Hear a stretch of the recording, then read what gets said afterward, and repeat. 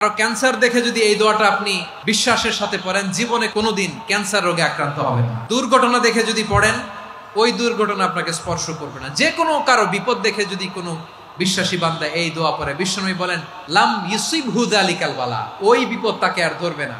উফিয়া মিনহু মিন যালিকাল বালা কাইনাম মা কান, সে যতদিন হায়াত পাবে কোনোদিন ওই বিপদ তাকে স্পর্শ করবে না। অনেক সময় আমরা দেখি হাসপাতালে ক্যান্সারের থার্ড স্টেজে চলে গেছে, লোকটা হ্যাংলা হয়ে চিকন হয়ে হায়রে কি কষ্ট পায় দেখি না। বিশ্বনবী বলে একটা দোয়া যদি কেউ অন্যের কোনো বিপদ দেখে পড়ে, ওই বিপদ তার জীবনে কখনো আসবে না। দুর্ঘটনায় মানুষের মাথা একদিকে, দেহ আরেকদিকে, ব্লিডিং, এরকম হয় না? আল্লাহ তুমি হেফাজত করো। বিশ্বনবী বলেন এই দুর্ঘটনা দেখে কেউ যদি এই দোয়াটা পড়ে, তার জীবনে সে কোনোদিন এরকম অ্যাক্সিডেন্টের সম্মুখীন হবে না। শুনবেন, বিশ্বনবী বলেন অন্যের বিপদ দেখে কেউ যদি পড়ে আলহামদুলিল্লাহিল্লাযী আফানি মিম্মা বাতালাকা বিহি ওয়া ফাদ্দালানি আলা কাসীরিম মিম্মান খালাকা তাফদীলা, মানে প্রশংসা সে আল্লাহর, যে আল্লাহ তাআলা তোমাকে যেই জিনিস দিয়ে পরীক্ষা করেছে আমাকে ওইটা থেকে বাঁচিয়ে দিয়েছে।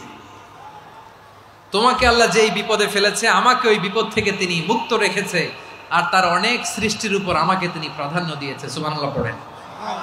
যে কোনো বিপদ, কারো ক্যান্সার দেখে যদি এই দোয়াটা আপনি বিশ্বাসের সাথে পড়েন, জীবনে কোনোদিন ক্যান্সার রোগে আক্রান্ত হবেন না। দুর্ঘটনা দেখে যদি পড়েন, ওই দুর্ঘটনা আপনাকে স্পর্শ করবে না। যে কোনো কারো বিপদ দেখে যদি কোনো বিশ্বাসী বান্দা এই দোয়া পড়ে, বিশ্বনবী বলেন লাম ইউসিবহু যালিকাল বালা, ওই বিপদ তাকে আর ধরবে না। উফিয়া মিনহু মিন যালিকাল বালা কাইনাম মা কান, সে যতদিন হায়াত পাবে কোনোদিন ওই বিপদ তাকে স্পর্শ করবে না। এই দোয়াটা পড়তে রাজি আছেন? বিপদে পড়লেই প্রথমে কি পড়বেন? পটুয়াখালী ভুইলা গেছে। বিপদে পড়লেই প্রথমে ইন্না লিল্লাহ কি বলে নিজেকে আল্লাহর কাছে সঁপে দিতে হয়?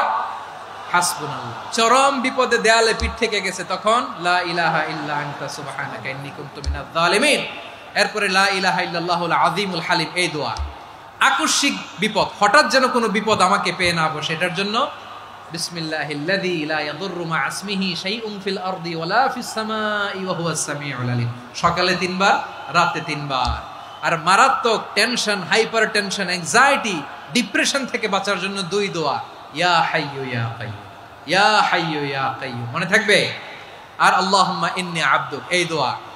ঋণ থেকে বাঁচার জন্য 2 দোয়া, আল্লাহুম্মা ইন্নী আউযু বিকা মিনাল হাম্মি ওয়াল হাযান, এটা। আর আল্লাহুম্মা কফিনি বিহালালিকা আন হারামিকা ওয়া আগনিনি বিফাদলিকা আম্মান সিওয়াক।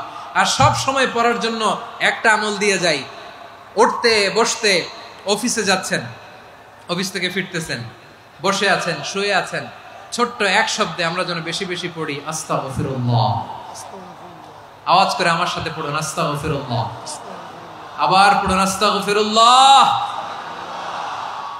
আল্লাহ রাসূল সাল্লাল্লাহু আলাইহি ওয়াসাল্লাম বলেন মান লাজিমাল ইস্তিগফার, যে সব সময় এরকম ইস্তিগফারের সাথে লেগে থাকে, জাআলাল্লাহু লাহু মিন কুল্লি দিকিন মাখরাজা, আল্লাহ তাআলা তাকে কোনো বিপদে আটকান না, সে জীবনে আটকাবে না। যে কোনো বিপদে আল্লাহ তার রাস্তা বের করে দেবে, way out, you will get a way out and solution. সুবহানাল্লাহ। ওয়া মিন কুল্লি হাম্মিন ফারাজা, দুশ্চিন্তা মুক্ত হবে। ওয়ায়ারযুকহু মিন হাইসু লা ইয়াহতাসিব, এমন জায়গা থেকে আল্লাহ রিজিকের বন্দোবস্ত করবে যেটা সে কল্পনাও করে নাই। আওয়াজ করে পড়েন সুবহানাল্লাহ। তাহলে মনে থাকবে আস্তাগফিরুল্লাহর কথা। সব শেষ কথা বলবো, সব শেষ আমার প্রিয় ভাইয়েরা। এটা গেল নিজের বিপদ।